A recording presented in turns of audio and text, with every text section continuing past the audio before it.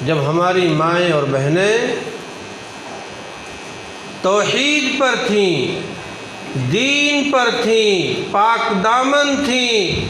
اللہ کو یاد کرنے والی تھیں، پردے میں تھیں، تو ان کی گود سے ایسے ایسے لال پیدا ہوئے کہ زمین تو زمین، آسمان کو بھی فخر حاصل تھا۔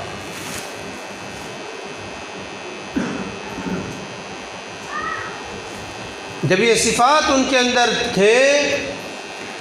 تو ان کے گود سے ایسے ایسے لال پیدا ہوئے کہ زمین تو زمین، آسمان کو بھی فخر حاصل تھا۔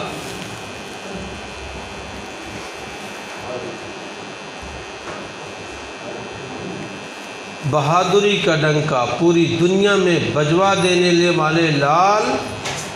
اسی ماں کے گود سے پیدا ہوئے، جو پردے میں تھی، جو حق پر تھی، جو پاک دامن تھی۔ تیروں کی بوچھاروں میں، تلواروں کی چھاؤں میں بھی نماز کو قضا نہ کرنے والے لال اسی ماں کے گود سے پیدا ہوئے، جو اللہ کا خوف ان کے دلوں میں رہتا تھا، اللہ کی عبادت کیا کرتی تھیں، جو پاک دامن تھی۔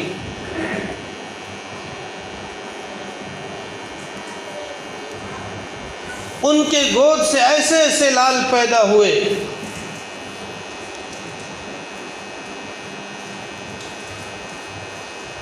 جب مائیں پاک دامن ہوتی ہیں، حق پرست ہوتی ہیں، حق گو ہوتی ہیں، دین سے محبت کرنے والی ہوتی ہیں، نبی کا عشق ان کے دلوں میں ہوتا ہے، نبی کی ایک ایک سنت پر عمل کرنے والی ہوتی ہیں، تو ان کے گود سے عالم پیدا ہوتے ہیں، حافظ پیدا ہوتے ہیں، محدث پیدا ہوتے ہیں، مفکر پیدا ہوتے ہیں، اولیاء اللہ پیدا ہوتے ہیں، شہید پیدا ہوتے ہیں۔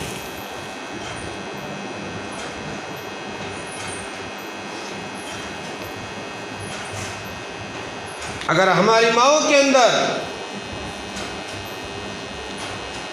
ان کے دل میں دین کی باتیں نہیں آئیں، ایمان کی باتیں نہیں آئیں، اللہ کی ذات اور صفات پر یقین نہیں آیا، دین سے محبت نہیں کی، تو پھر میرے دوستو ان ماؤں کے گود سے جو مائیں بازاروں کی زینت بنتی ہیں، جو مائیں ایسے ٹرانسپیرنٹ کپڑے پہن کر بازاروں میں چلتی ہیں جن سے جسم کی نمائش ظاہر ہوتی ہے، وہ مائیں جو سنیما دیکھتی ہیں، وہ مائیں جو میلوں میں جاتی ہیں، میرے دوستو ان ماؤں کے بطن سے ایسے لال پیدا نہیں ہوں گے، بلکہ ان کے بطن سے شراب پینے والے، چوری کرنے والے،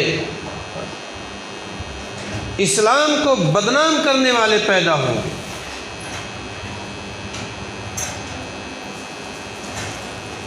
اس لیے ضروری ہے کہ جس طریقے سے ہم دین پر چلتے ہیں، نمازیں پڑھتے ہیں، روزہ رکھتے ہیں، قرآن پاک کی تلاوت کرتے ہیں، اسی طریقے سے ہم اپنے گھر کی عورتوں کو بھی کہیں کہ وہ دین پر عمل کریں، جھوٹ سے بچ جائیں، سچ بولنے والی بن جائیں، صبر کرنے والی بن جائیں، عاجزی کرنے والی بن جائیں، ذکر کرنے والی بن جائیں، روزہ رکھنے والی بن جائیں، تو پھر میرے دوستو اللہ رب العزت ان کو بھی عزت کے اس مقام پر پہنچائے گا کہ جو وہ تصور نہیں